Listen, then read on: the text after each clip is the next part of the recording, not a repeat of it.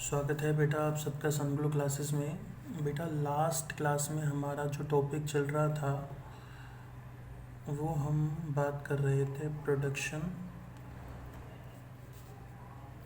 Possibility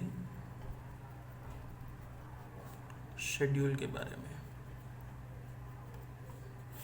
production possibility schedule.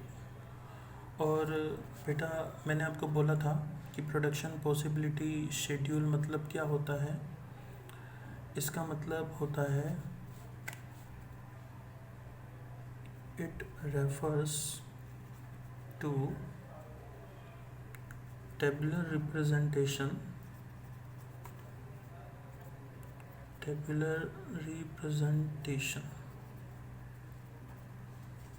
of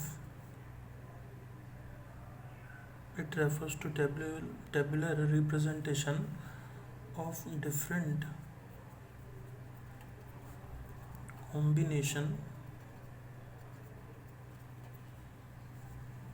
of set of two goods that a producer can produce using available resources. Other things remain constant. बेटा आपको याद होगा हमने production possibility curve के बारे में ये डेफिनेशन पढ़ी थी। बेटा हमारा जो डिस्कशन था वो एक एग्जांपल से स्टार्ट हुआ था। हमने प्रोडक्शन पॉसिबिलिटी का शेड्यूल बनाया था और शेड्यूल आपको याद होगा कि हमने किस तरीके से बनाया था। Combination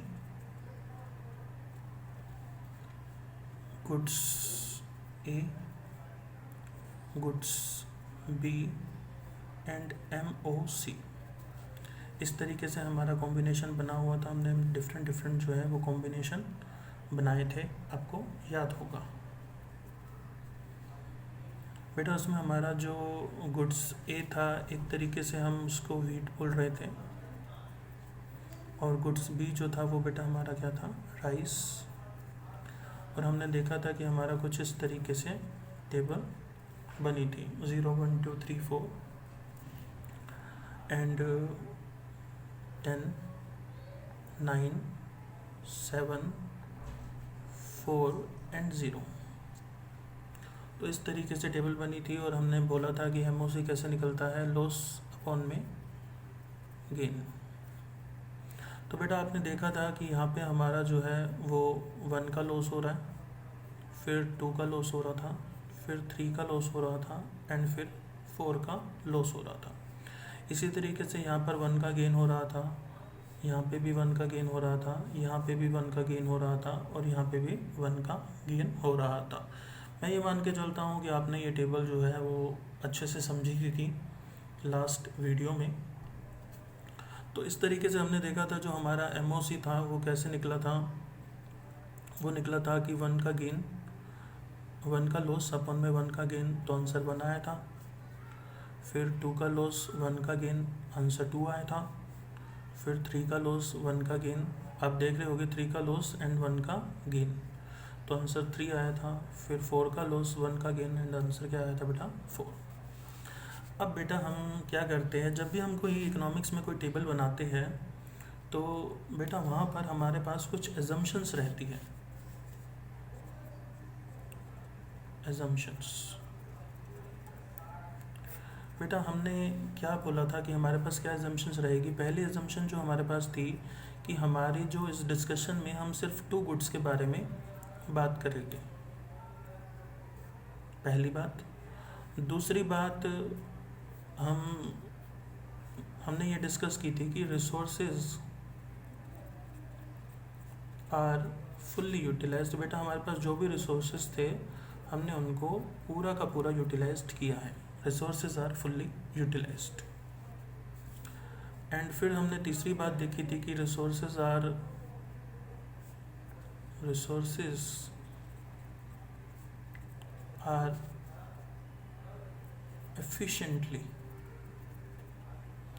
efficiently and effectively utilized। तो बेटा हमने जो अपने रिसोर्सेज है वो पूरे एफिशिएंसी के साथ यूज़ किए हैं। और चौथी बात जो हमने देखी थी वही देखी थी कि बेटा इसमें हमने टेक्नोलॉजी को कांस्टेंट रखना था। Technology is constant. ये सारी बातें तो हम लास्ट क्लास में भी पढ़ चुके थे। बेटा अब हम आते हैं इसके डायग्राम पे। तो मैं आपको दिखाता हूँ डायग्राम कैसे बनता है। तो ये देखिए बेटा,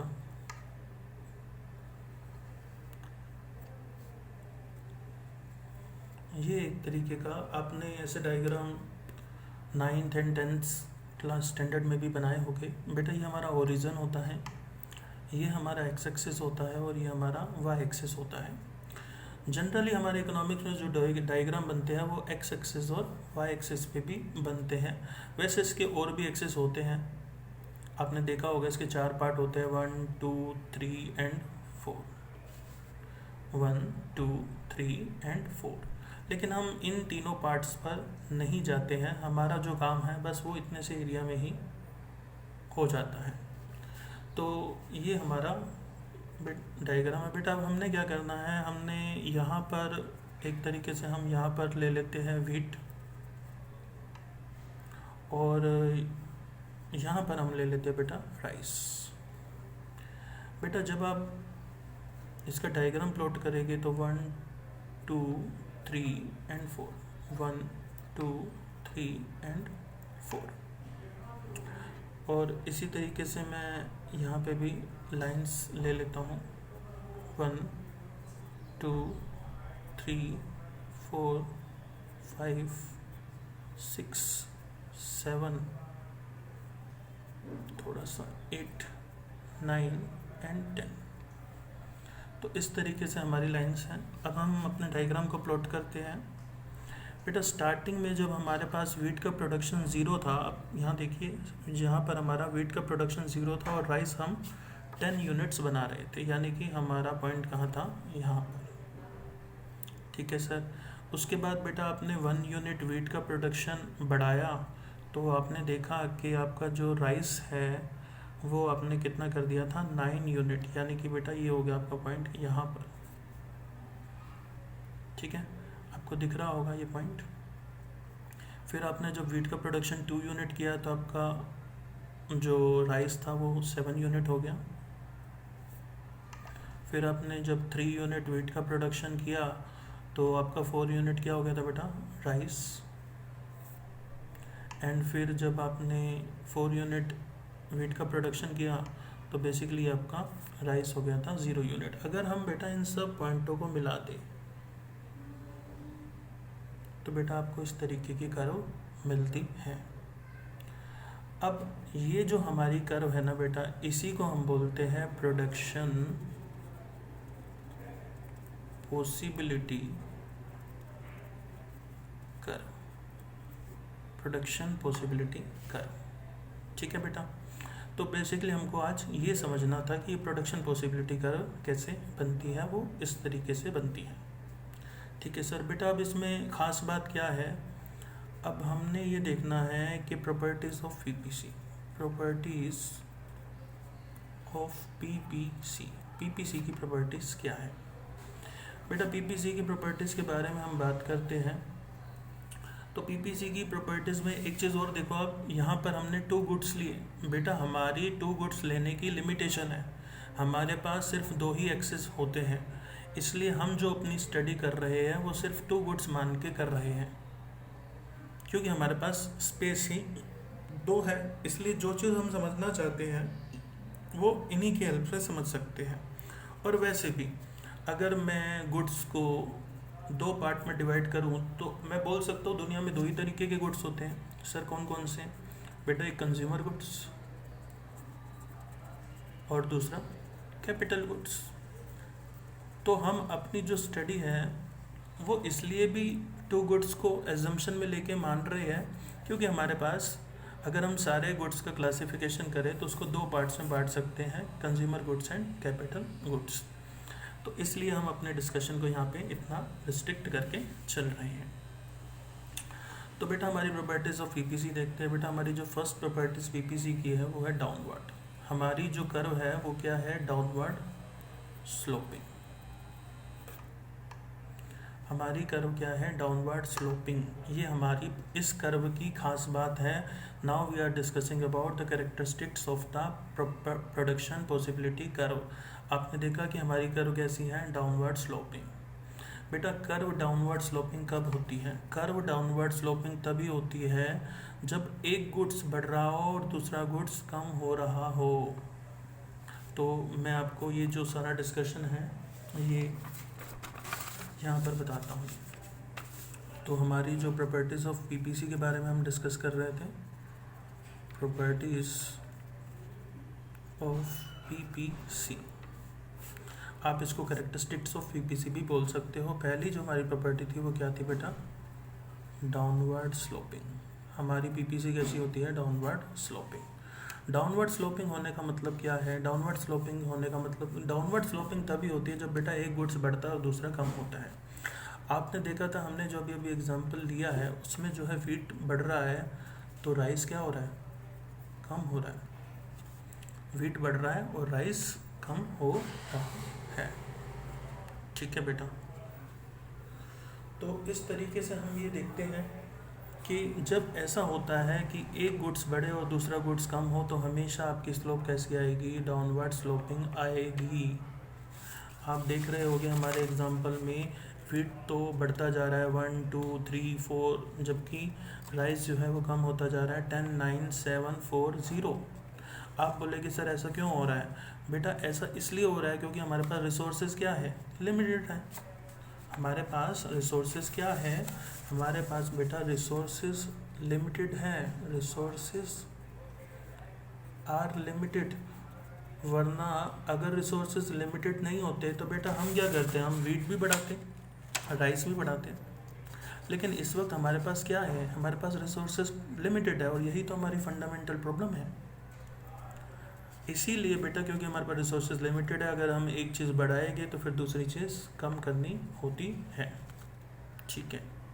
और आप ऐसा भी बोल सकते थे कि सर यहाँ पे तो 0 1 2 3 4 हो रहा है तो यहाँ पे 10 9 8 7 ऐसे क्यों नहीं हो रहा। ऐसा इसलिए नहीं हो रहा बेटा क्योंकि हमारे पास रिसोर्सेज जो है, आपकी मैं एक एजम्पशन और जोड़ रहा हूँ यहाँ पे, resources are not equally efficient, resources are not equally efficient. बेटा रिसोर्सेज जो है वो वीट और राइस के लिए इक्वल एफिशिएंट नहीं है।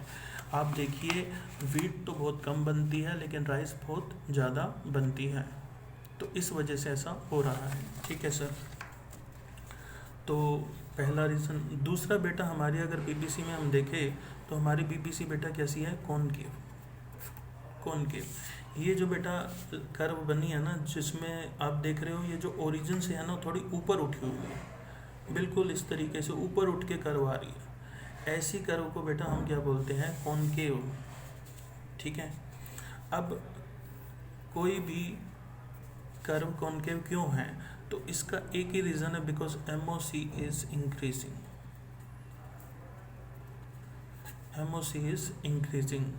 और एमओसी क्या है ये हमने यहाँ पे देखा था। आप देखो एमओसी इज इंक्रीजिंग 1 2 3 4। अगर आपकी एमओसी, जिसको हम मार्जिनल अपॉर्चुनिटी कॉस्ट बोलते हैं, वो अगर आपकी बढ़ रही है तो फिर हम बेटा उसको क्या बोलेंगे, हम बोलेंगे अगर एमओसी इंक्रीज होगी तो हमारी कर्व कैसी बनेगी, कॉनकेव। कॉनकेव मतलब हमारी पीपीसी कैसी बनेगी, इस तरीके से। इस तरीके से हमारी पीपीसी हमेशा बनती है। तो MOC is increasing and MOC is increasing why, because resources are not equally efficient. Resources are not equally efficient. अगर रिसोर्सेज इक्वली एफिशिएंट नहीं होंगे तो हमको क्या करना होगा, हमें बेटा लॉस जो है वो ज़्यादा करना होगा। पहले 1 का लॉस, फिर 2 का लॉस, फिर 3 का लॉस, फिर 4 का लॉस, क्योंकि रिसोर्सेज दोनों के लिए इक्वल नहीं है। तो क्योंकि हमारे लॉसेस बढ़ते जा रहे हैं इसलिए हमारी एमओसी भी क्या हो रही है, बढ़ती जा रही है। इसलिए हमने बोला resources are not equally efficient, that is why MOC is increasing, और इसी की वजह से बेटा हमारी कर्व कैसी बन रही है, कॉनकेव। ठीक है सर। तो बेटा ये जो है ये हमारी दो प्रॉपर्टीज़ होती है बेसिकली बीपीसी की, तो आपको ये अच्छे से समझ लेना है।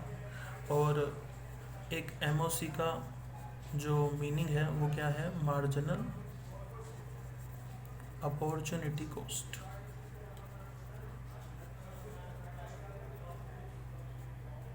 ठीक है, अगर मैं इसकी डेफिनेशन देखूँ तो हम क्या बोलेंगे, it is a ratio, it is a ratio, it is a ratio in which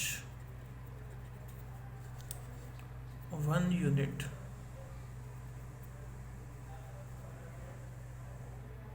it is a ratio in which one unit of wheat is increasing, it is a ratio in which one unit of wheat is increasing by sacrificing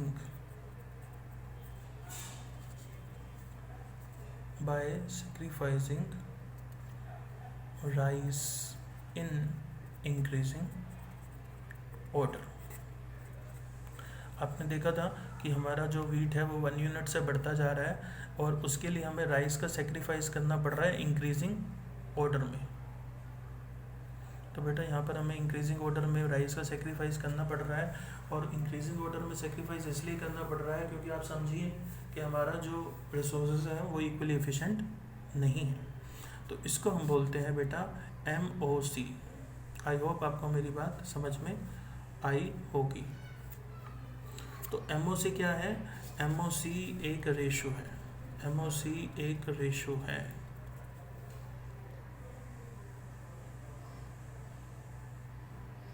तो अगर मैं यहाँ पर, तो मैंने आपको इसी example से इसकी डेफिनेशन बताई, अगर मैं आपको इसकी डेफिनेशन के बारे में कुछ एक स्पेसिफिक लाइन बताऊं तो आप वो भी देख लीजिए वो स्पेसिफिक लाइन क्या होती है।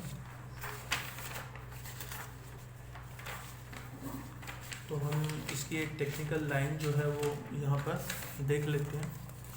वो टेक्निकल लाइन देखिए बेटा क्या होती है, आप MOC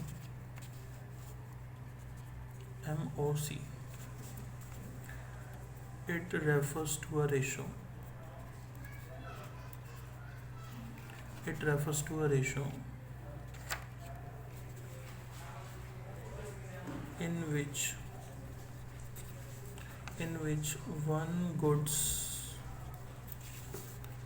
is sacrificed, in which one goods is sacrificed to gain one additional unit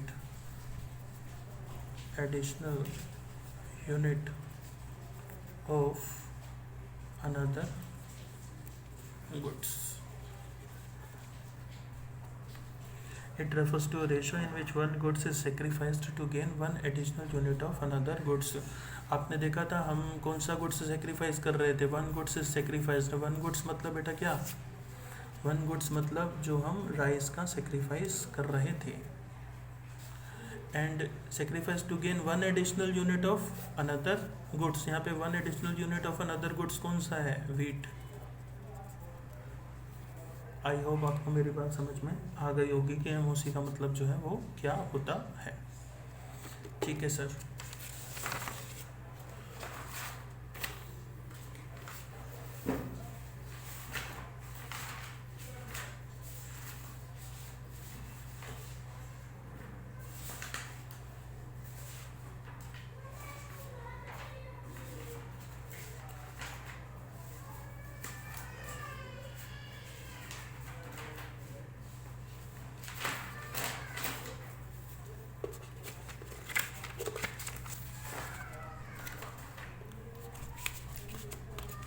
बेटा अब हम यहाँ पर एक बात और समझते हैं। अभी हमने बात की PPC के बारे में, हमारी PPC के बारे में लगभग सारी बात हो गई है। बेटा PPC क्या है, PPC का मतलब है production possibility curve. Production possibility curve. और इसके कुछ नाम और भी है बेटा, आप वो भी देख लीजिए बेटा। इसको हम बोलते हैं, कई बार हम इसको बोलते हैं production possibility frontier. Production possibility frontier. हम इसको एक नाम देते हैं production possibility boundary. Production possibility boundary. इसका एक नाम और भी है, वो है ट्रांसफॉर्मेशन कर्व। ठीक है सर, इसको हम बोलते हैं बेटा कई बार ट्रांसफॉर्मेशन बाउंड्री। ओके, इसको बेटा हम ट्रांसफॉर्मेशन फ्रंटियर के नाम से भी जानते हैं। ठीक है सर, तो ये बेटा इसके कुछ अलग अलग नाम हैं बेटा। जो हम पीपीसी का, आप पीपीसी का जो मीनिंग है ना वो देखते हैं बेटा। बेटा पीपीसी का मीनिंग वही है जो प्रोडक्शन पॉसिबिलिटी शेड्यूल का था।